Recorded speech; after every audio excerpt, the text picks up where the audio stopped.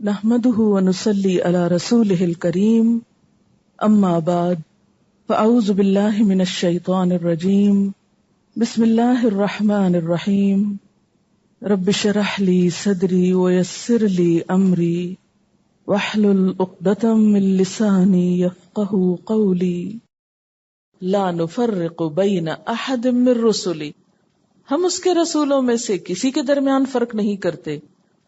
والذین یؤمنون بما انزل الیک وما انزل من قبلک، وہ لوگ جو ایمان لاتے ہیں ساتھ اس کے جو آپ کی طرف اتارا گیا اور جو آپ سے پہلے اتارا گیا. وسیع النظر، وسیع القلب، وسیع ذہن کے مالک، کھلے دل کے لوگ جن کو ماننے میں کچھ بھی مشکل نہیں. اچھا، رسولوں میں فرق کیسے ہوتا ہے؟ مثلا کسی کو اللہ کا رسول مانا جائے اور کسی کو مانا ہی نہ جائے، ایک تو یہ طریقہ ہوتا ہے. دوسرا یہ کہ ان کے درجہ نبوت میں فرق کیا جائے، کیونکہ نبی ہونے میں تو سب برابر ہیں، لیکن یہ جو بات ہے کہ بعض پر فضیلت رکھتے ہیں، تو اس میں اور اس بات میں کنٹرڈکشن نہیں، کیونکہ فضیلت اللہ تعالیٰ نے دی ہے. ان کے اعمال اور ادوار کے اعتبار سے ان میں فضیلت تو ہے، لیکن ایمان لانے کے اعتبار سے کسی میں بھی کوئی فرق نہیں، کیونکہ پیچھے آپ پڑھ چکے نا، تلک الرسل فضلنا بعضهم علی بعض. اور پھر بین احدن، احد تو ہوتا ہے ایک، تو بین احدن کیا ہو گیا؟ بین کا کیا مطلب ہوتا ہے؟ درمیان. تو درمیان تو دو چیزوں کے ہوتا ہے، ایک کا کیا مطلب ہوا؟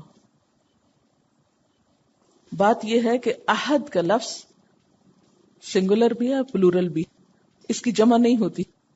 اگر جمع یوز کرنا تو احد ہی یوز کرنا پڑے گا. یہ زبان کا ایک چھوٹا سا اسلوب ہے. اب دیکھیں نا، مثلا یہ ایک ہے، تو میں اگر یہ کہوں بین احدن، ایک کے درمیان، تو ایک کا درمیان کون سا ہے کوئی؟ اس کو سامنے رکھ کے دیکھیں نا، بین احدن، ایک کے درمیان. اچھا، پھر ایک کا جمع کیوں نہیں؟ اس لیے کہ ایکوں تو نہیں ہوتا نا. لیکن اگر جمع بھی یوز کرنا ہو تو اس کے لیے بھی احد، عربی میں یہ گنجائش ہے کہ احد کے اندر جمع بھی ہے، یعنی سارے پیغمبروں میں سے کسی ایک کو بھی الگ نہیں کرتے، کیونکہ وہ ایک اصل میں نبی صلی اللہ علیہ وسلم ہے جن کو یہ لوگ الگ کر دیتے ہیں. لیکن اہل ایمان الگ نہیں کرتے، وہ ان کو بھی مانتے ہیں. وقالو، اور ماننے کے بعد کیا طرز عمل ہوتا ہے؟ سمعنا، ہم نے سن لیا. ذالک الکتاب، سن لی، اور اب ہم کیا کریں گے؟ وَأَطَعْنَا، اور ہم اطاعت کریں گے. لیکن اطاعت اتنا آسان کام نہیں ہے، چلتے وقت انسان پھسلتا ضرور ہے. آپ جتنا مرضی نیت اور ارادہ رکھیں، لیکن جو بھی چلے گا وہ گرے گا ضرور. یا تو آپ بیٹھے رہیں، لیکن یہ تو ممکن نہیں. جب آپ نے قرآن پڑھ لیا تو چین سے تھوڑی بیٹھ سکتے ہیں کہ بیٹھ سکتے ہیں. اگر کوئی واقعی سچے دل سے، کھلی آنکھوں سے، بغیر تعصب کے اس کتاب کو پڑھتا ہے تو پھر وہ بیٹھ نہیں سکتا. وہ ڈل اور نل ہو کے نہیں زندگی گزار سکتا، وہ بے مقصد اور بے معنی زندگی نہیں گزار سکتا، وہ ادھر ادھر مارا نہیں پھر سکتا، وہ اپنے آپ کو ضائع نہیں کر سکتا، وہ کچھ نہ کچھ ضرور کرتا ہے. قرآن تو دلوں کی زندگی ہے، اور جب زندگی آتی ہے کسی میں تو ایک موومنٹ آتی ہے نا، ایک حرکت پیدا ہوتی. قرآن تو دلوں کو روشن کرتا ہے. جب روشنی آتی ہے تو آپ کی آنکھیں کھل جاتی، پھر آپ اٹھنے کی کرتے ہیں، کچھ کرنے کی کرتے ہیں. اور جب آپ کرنے کے لیے چلتے ہیں تو گر پڑتے ہیں، پھسل جاتے ہیں، پھر آپ پریشان ہوتے ہیں. اب کیا کر؟ اب تو اتنے گناہ ہو گئے، کوئی فائدہ نہیں. مایوس نہ ہو، یہاں مایوسی سے بچایا گیا ہے. قرآن پڑھنے سے پہلے تو ہم میں سے اکثر یہ سمجھتے ہیں کہ ہم تو بہت اچھے ہیں، جو کر رہے ہیں بالکل ٹھیک کر رہے ہیں، کوئی خرابی نہیں ہم میں. لیکن جو قرآن پڑھتے ہیں تو آئینہ نظر آتا ہے، اف یہ غلط بھی کرتے ہیں، یہ بھی کرتے ہیں. تو قرآن بنیادی طور پر آپ کی مدد کرتا ہے دلدل سے باہر آنے میں، گناہوں کو چھوڑنے میں. یہ نیکیوں کا ایک سفر ہے، یہ منزل کی طرف لے جاتا ہے. اور ہم نے دعا بھی تو یہی مانگی تھی نا، اہدنا الصراط المستقیم. تو کیا معنی آتا ہے ہدایت میں؟ رستہ دکھانا، پھر چلانا، پھر منزل تک پہنچانا، کہ اللہ ہم کو منزل تک پہنچا. اس کے لیے پھر حل کیا ہے؟ جب گر پڑے تو حل کیا ہے؟ گرے رہیں، پھسل جائیں تو پھسلے رہیں، غلطیاں ہو جائیں تو کرتے رہیں، مایوس ہو جائیں اور بگڑ جائیں نہیں، معافی مانگ لیں. اور پھر آپ دیکھیں مصدر ہے غفران، اور جب مصدر اس طرح استعمال ہوتا ہے بغیر کسی فعل کے، مانگا کچھ نہیں، صرف کہہ رہے ہیں غفران، بخشش بخشش بخشش. یہ ایک اضطراب کو ظاہر کرتا ہے، ایک بے چینی کو ظاہر کرتا ہے. یعنی بندے کی فل کنسنٹریشن اس بات پر ہے کہ بخشش چاہیے. وہ چاہیے بھی کوئی نہیں کہہ رہا، وہ بخش دے بھی نہیں کہہ رہا، دے کا لفظ بھی نہیں بول رہا، وہ صرف کیا کہہ رہا ہے؟ بخشش.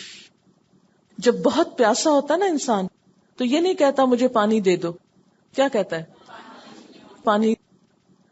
جس بندے کے اندر اپنے گناہوں کا احساس ہو جائے، میں گناہگار ہوں، میرا کیا ہوگا، میں بار بار پھسل جاتا ہوں، مجھ سے پھر غلطی ہو جاتی، میں نے تو پچھلی زندگی میں بہت غلطیاں کی ہیں، بہت بڑے بڑے گناہ کیے ہیں، بہت ظلم کیا ہے، میرا کیا ہوگا، میں چاہتا تو ہوں کہ نیک بن جاؤں لیکن کیسے؟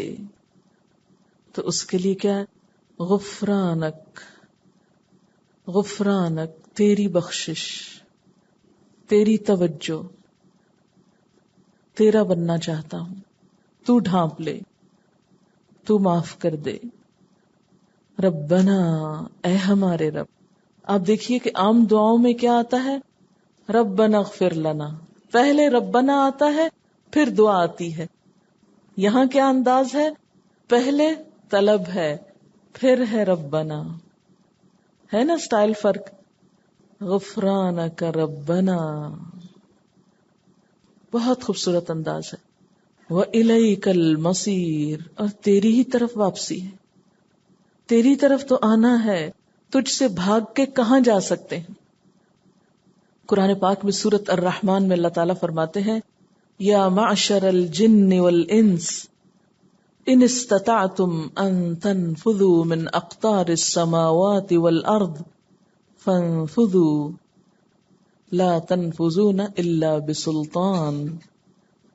اے جنوں اور انسانوں کے گروہ، یا معشر الجن والانس ان استطعتم، اگر تم میں استطاعت ہے، اگر تم کر سکتے ہو، ان تنفذوا، کہ تم بھاگ نکلو، بھاگ جاؤ کہیں، من اقطار السماوات والارض، آسمان و زمین کے کناروں سے، فانفذوا، بھاگ دکھاؤ، بھاگو تو، لا تنفذون، نہیں بھاگ سکتے، الا بسلطان، مگر بڑا زور چاہیے، بڑی قوت چاہیے. آپ دیکھیں کہ آپ اگر یہ چاہیں کہ کہیں زمین کا کنارہ ملے آپ کو اور آپ وہاں سے چھلانگ لگائیں کسی اور پلانٹ پہ، تو اس کے لیے کیا کرنا ہوگا آپ کو؟ نمبر 1 تو کنارہ ہی نہیں ملے گا. اللہ نے اس کو بنایا ایسا کہ آپ چلتے جائیں، جہاں سے چلے تھے وہیں پہنچ جائیں گے، کنارہ ہی نہیں ملے گا. نمبر 2، اگر آپ کنارے کے بغیر نکلنا چاہیں، جیسے اسپیس شٹل نکلتی ہے، تو کبھی اٹھتے ہوئے دیکھا اس کو کس طرح نکلتی ہے؟ وہ زمین کا جب مدار وہ چھوڑتی ہے اور چاند میں داخل ہوتی ہے تو اس کا اٹھنا آپ نے دیکھا کبھی؟ کتنا زور اور کتنی قوت اور کتنی انرجی چاہیے ہوتی ہے. اس میں ایک بات تو یہ ہے کہ نکل تو سکتے ہیں، زمین سے نکل سکتے ہیں، آسمان سے نہیں نکل سکتے.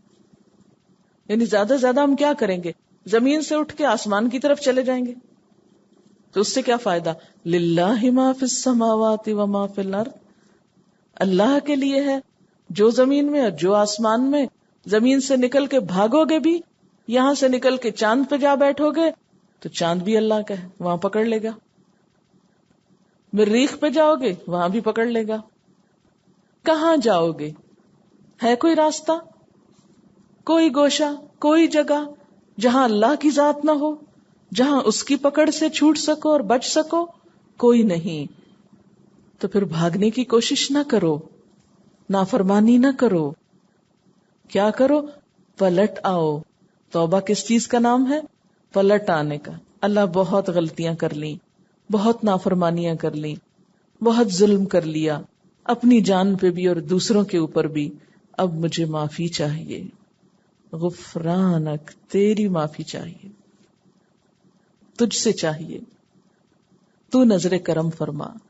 اور غفرانہ کا لفظ غافارہ سے ہے، جس کا معنی ہوتا ہے ڈھانپ دینا، چھپا دینا.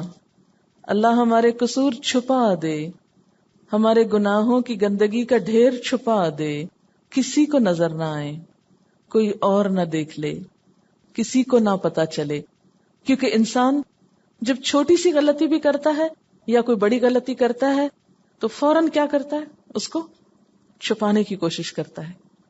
مثلاً آپ نے دیکھا ہوگا بچے جب کبھی کچھ توڑ دیتے ہیں تو پھر کیا کرتے ہیں؟ چھپے پھرتے ہیں.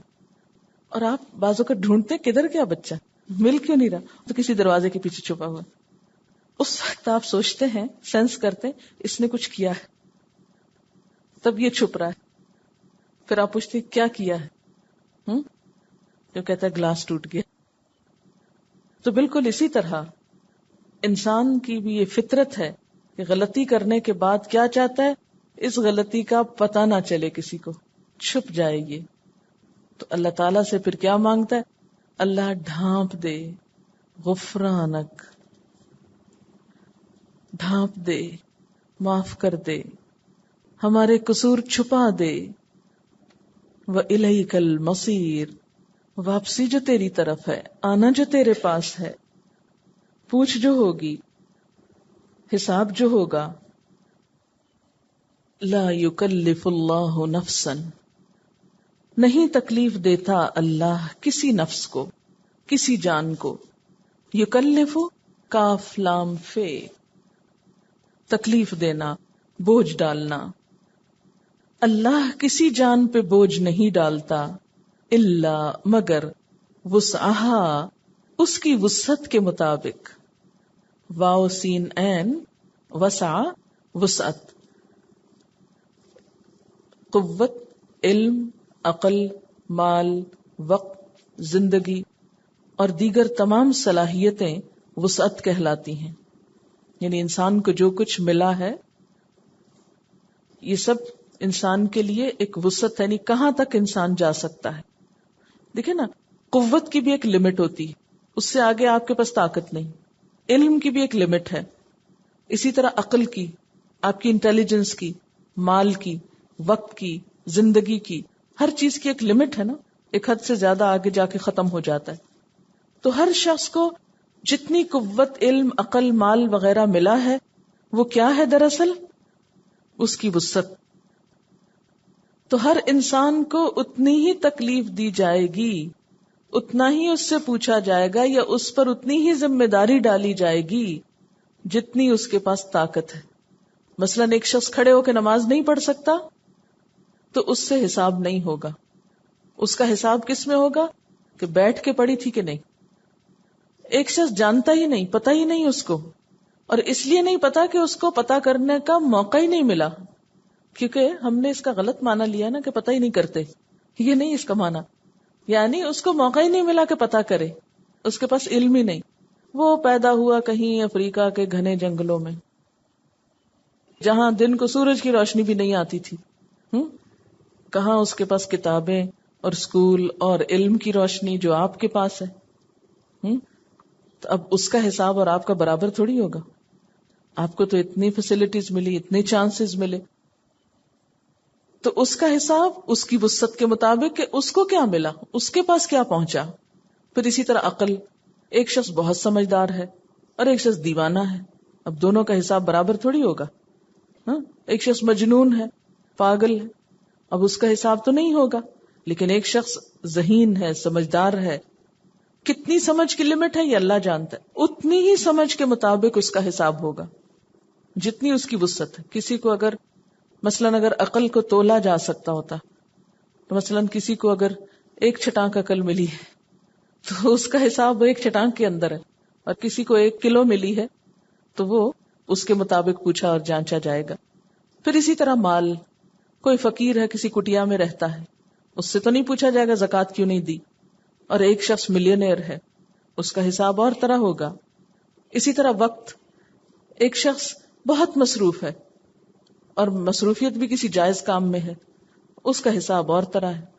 اور ایک شخص جس کے پاس بہت فارغ وقت ہے، وہ ایسے ہی بےہودہ ادھر ادھر گھومتا پھر رہا ہے، کبھی اس کو پریشان کر کبھی کچھ کر، اس کے پاس کوئی زندگی کا مقصد نہیں، کوئی ٹارگٹ نہیں، اس کی پوچھ اور طرح ہوگی کہ اللہ نے یہ سب کچھ کس لیے دیا تھا؟ بیکار گھومنے پھرنے کو؟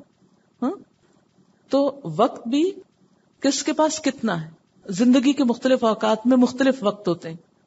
مثلاً آپ میں سے جو بچیاں ہیں ان کے پاس وقت زیادہ ہوتا ہے مثلاً پڑھنے کے لیے، اس لیے ان کی پوچھ بھی اور طرح ہونی چاہیے. جو خواتین ہیں آپ میں، ان کے اوپر شوہر کی ذمہ داریاں ہیں، اس کو بھی خوش رکھنا، بچوں کی ذمہ داریاں ہیں، پھر رشتہ داریاں ہیں، کیونکہ جو بچیاں ان کے تو سارے کام ان کی مائیں کر دیتی، رشتہ داروں سے بھی نبھا لیتی ہیں، ادھر ادھر سب کچھ کر لیتی، بلکہ پکا کے کھلا بھی دیتی. آپ میں سے جو شادی شدہ خواتین ہیں ان کو تو جا کے پکانا بھی ہے، کھلانا بھی ہے، اگر پکا ہوا بھی ہو تو اس کو دیکھنا ہے کہ سب کو کس طرح دیا جائے یا کس طرح مینج کیا جائے. گھر کی ذمہ داریاں بھی ہیں، پھر عمر کا تقاضا بھی ہے، پھر اب ذہن بھی اس طرح کام نہیں کرتا. تو کتنا فرق ہے دونوں میں. اب دونوں کے ساتھ ایک جیسا معاملہ تو نہیں ہو سکتا. تو ہر انسان کے ساتھ وہی معاملہ ہوگا جس کی اس میں استطاعت ہے. ایک شخص 10 دفعہ بھی یاد کر کے اس کو یاد نہیں ہوتا تو اس کی پوچھ نہیں. ایک شخص 1 دفعہ بھی پڑھے تو اس کو یاد ہو جاتا ہے. تو اس کا حساب اور طرح ہے کہ جب 1 دفعہ پڑھ کے فارغ ہو گئے تھے تو وقت کیوں گوایا تھا، کچھ اور اچھا کام کرتے. پھر اسی طرح زندگی، تو زندگی جو ہے یہ ہر ایک شخص کو مختلف ملی. کوئی 13 سال کی عمر میں فوت ہو جاتا ہے، کوئی ایک پیدا ہوتے ہی فوت ہو جاتا ہے، کوئی 100 سال کی زندگی پاتا ہے. تو اب جو بچپن میں ہی فوت ہو گیا اس کا حساب کیا ہوگا؟ اس کا تو حساب نہیں ہوتا، کیونکہ جب تک ایک بچہ بالغ نہیں ہوتا اس کا حساب نہیں ہے. تو جن کو لمبی عمر ملی تو انہوں نے اپنے لیے نیکیاں بھی زیادہ اکٹھی کی، اور اگر خدا نہ خواستہ غلط کام کیے تو گناہ بھی بہت اکٹھے کیے. تو لا یکلف اللہ نفسا الا وسعها، اللہ تکلیف نہیں دیتا کسی نفس کو، کسی جان کو، مگر اس کی وسعت کے مطابق. وسعت کس کس چیز میں؟ قوت میں، علم میں، عقل میں، مال میں، وقت میں، زندگی میں، صحت میں، وغیرہ وغیرہ. صحت کا لفظ میں نے اس لیے اضافہ کر دیا کہ بعض لوگ بہت اچھی ہیلتھ کے مالک ہوتے، بہت ایکٹیو ہوتے، بہت قوت رکھتے، ان کا حساب اور طرح. کچھ لوگوں کی صحت بہت خراب ہوتی، ہر وقت بیمار رہتے، کسی نہ کسی مشکل میں گرفتار رہتے. اب اگر ان کی نماز میں کچھ آگے پیچھے تاخیر ہو گئی، کئی لوگ سلیپنگ پلز لے کے سوتے ہیں، اس کے بغیر سو ہی نہیں سکتے. اب وہ اگر صبح نہیں اٹھ پاتے تو اس کا یہ مطلب تو نہیں کہ نماز معاف ہے ان کی، لیکن یہ ہے کہ ان کو اگر ہوش ہی نہیں تو ان کا معاملہ اور ہے. اور ایک شخص صحت مند ہے، وقت پہ سویا ہے، اور صرف کسل مندی کی وجہ سے نہیں اٹھ رہا صبح، تو اس کا معاملہ کچھ اور ہے. تو اللہ تعالیٰ جب انسانوں کے درمیان فیصلہ کرے گا تو صرف یہ نہیں دیکھا جائے گا کہ کون کیا لے کر آیا، یہ بھی دیکھا جائے گا کون کن حالات میں کیا لے کر آیا، کون کن حالات میں کیا لے کر آیا، کس کو میں نے دیا کیا تھا اور اس میں اس نے کیا کیا، اس کا استعمال کیا ہوا. لہا ما کسبت، اس کے لیے ہے جو اس نے کمایا. کسب کس کو کہتے ہیں؟ کاف سین بے، کسبہ کا مطلب ہوتا ہے ہاتھ کی کمائی. یعنی کوئی شخص اپنے ہاتھ سے جو کماتا ہے اس کا فائدہ اسی کو جاتا ہے. یعنی اگر کوئی شخص اپنے لیے کوئی اچھے کام کرتا ہے تو اس کا فائدہ وہ خود پائے گا، لیکن شرط کیا ہے؟ وہ کام اس نے خود کیا ہو. اس سے یہ بات پتہ چلتی کہ جس چیز میں انسان کی نیت اور کوشش شامل نہیں ہوتی اس کو اجر بھی نہیں ملتا، اس کا اسے کوئی فائدہ نہیں ہوتا. محض تمنائیں اور آرزویں، اچھا یہ ہو جائے وہ ہو جائے، اس سے کوئی فائدہ نہیں جب تک آپ کچھ کرنے کی نیت نہ کریں. اور پھر صرف نیت کر کے ہی نہ بیٹھے رہیں، اٹھ کر کچھ کرنے کی کوشش نہ کریں. یہ الگ بات ہے کہ کوشش کے باوجود ہوا نہیں تو آپ کو نیت کا ثواب مل جائے گا. اچھا، پھر آپ سوچ رہے ہوں گے شاید کہ صدقہ جاریہ پھر کیا ہوا؟ وہ انسان خود تو نہیں کر رہا ہوتا، بعد میں آنے والے لوگ کر رہے ہوتے ہیں. کیا کیا ہوتا ہے صدقہ جاریہ؟ انسان کی اولاد، انسان کا مال، انسان کا علم، یہ تین چیزیں انسان کے لیے صدقہ جاریہ بنتی. اب آپ مجھے بتائیے کہ یہ صدقہ جاریہ کیسے بن گئی؟ اولاد کام کر رہی ہے، ثواب ماں باپ کو جا رہا ہے. ابھی تو میں نے کہا تھا جب تک نیت اور ارادہ شامل نہ ہو اور کوشش شامل نہ ہو، اور جیسے کہا گیا لہا ما کسبت، تو فائدہ کچھ نہیں. اولاد انہی والدین کے لیے صدقہ جاریہ ہوتی ہے جو اس کی اچھی تربیت کرتے ہیں، جو کوشش کرتے ہیں کہ ہمارے بچے دین پر ہوں. مال اسی شخص کے لیے صدقہ جاریہ بنتا ہے جس کے لیے انسان نے کوشش کی ہو، محنت سے حلال کمائی کا کمایا ہو اور پھر اسے نیکی کے کام میں لگایا ہو.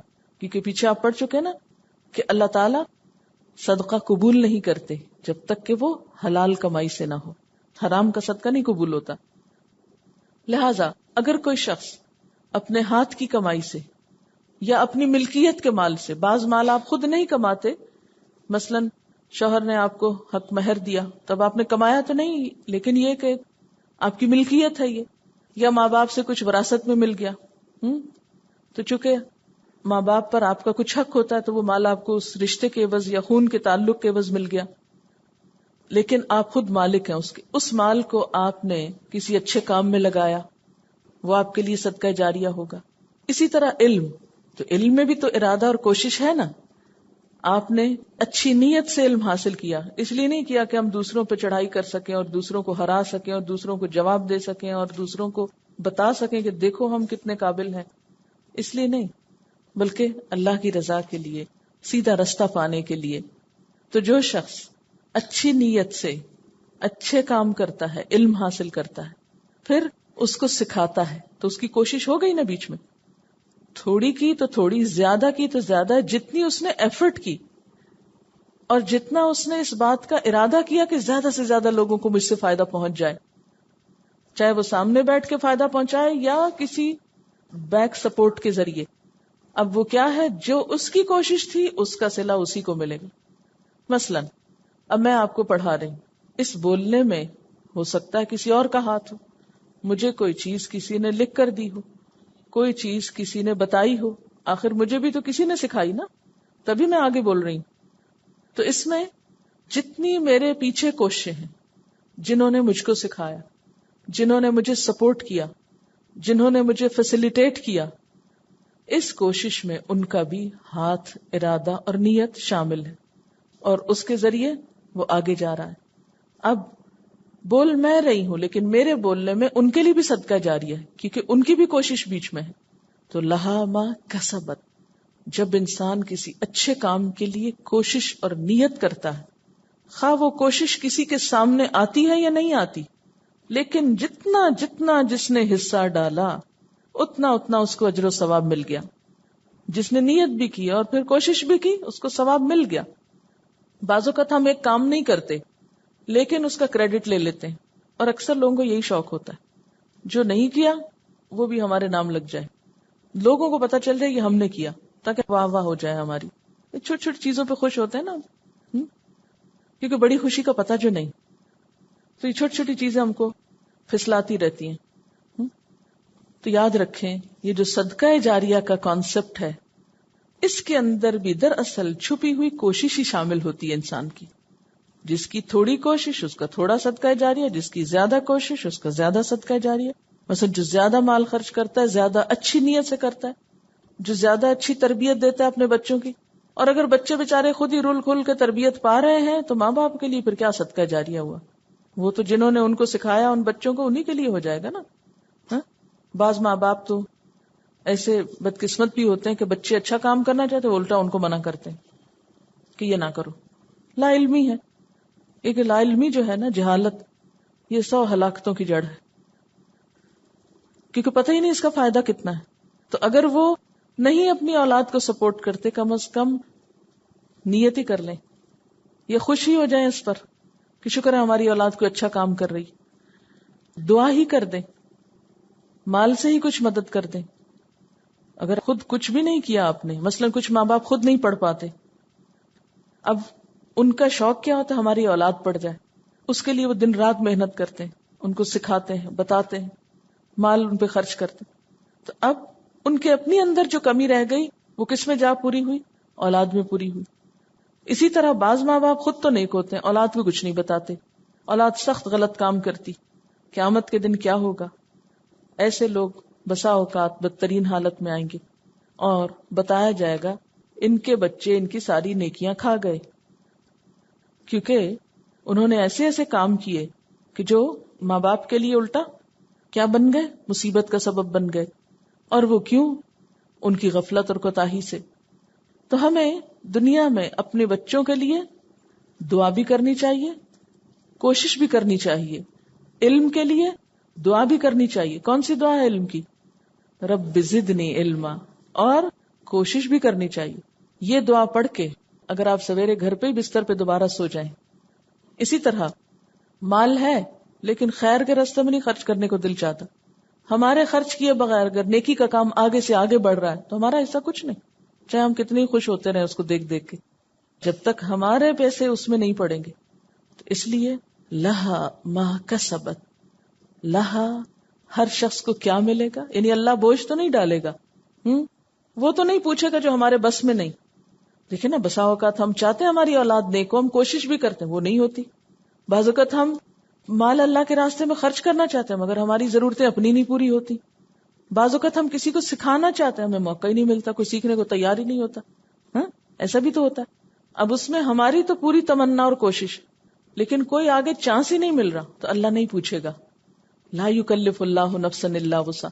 جو ہمارے پاس تھا ہم نے لگا دیا، ہم نے محنت کر لی، ہم نے تڑپ لیا، ہم نے دعائیں بھی کر لی، لیکن کوئی ترقی نہیں ہوئی، کوئی کامیابی نہیں ہوئی، نہ علم میں، نہ مال میں، نہ اولاد میں.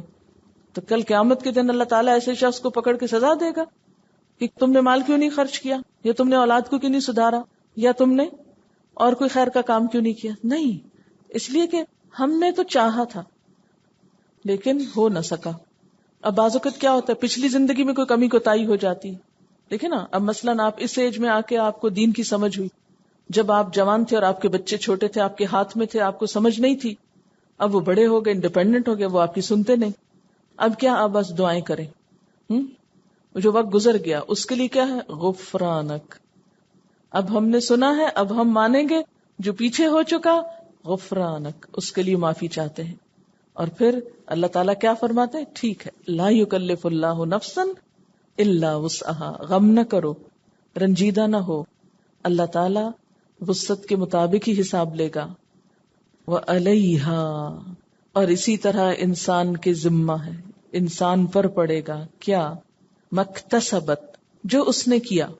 اکتساب کس کو کہتے ہیں؟ کسبہ اور اکتسبہ کا روٹ ایک ہی ہے.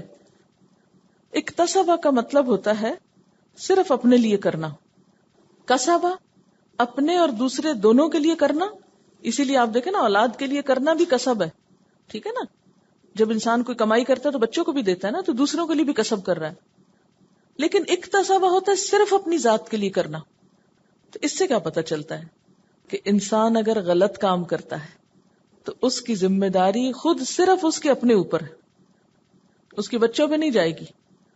یا بچے غلط کام کرتے ہیں تو اس کی ذمہ داری پھر ماں باپ پہ نہیں جائے گی، کیونکہ ماں باپ نے نہیں چاہا کہ وہ غلط کریں.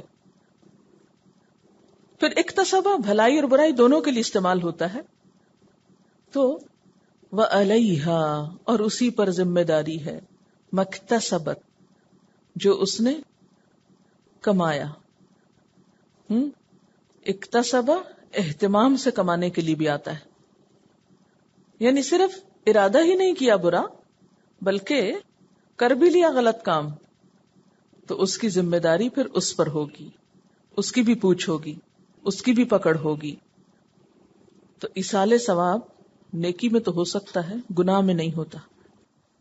اب مثلاً ہم یہ نہیں کر سکتے کہ یا اللہ یہ جو میری غلطیاں ہوئی ہیں میرے بچوں میں بانٹ دینا، ایسے نہیں ہوگا. ہاں مال تو ہم دے سکتے ہیں ان کو, نیکی کی تربیت دے سکتے ہیں. ہاں اگر غلط باتوں کی تربیت دیں گے جان بوجھ کے, اس کی پھر پوچھ ہوگی. لیکن یہاں اس بات کا بنیادی مقصد کیا ہے؟ جو کرو گے وہ بھگتو گے. مکتسبت. وآخر دعوانا ان الحمد للہ رب العالمین. سبحانک اللہم وبحمدک نشہد ان لا الہ الا انت نستغفرک ونتوب الیک. والسلام علیکم ورحمۃ اللہ وبرکاتہ.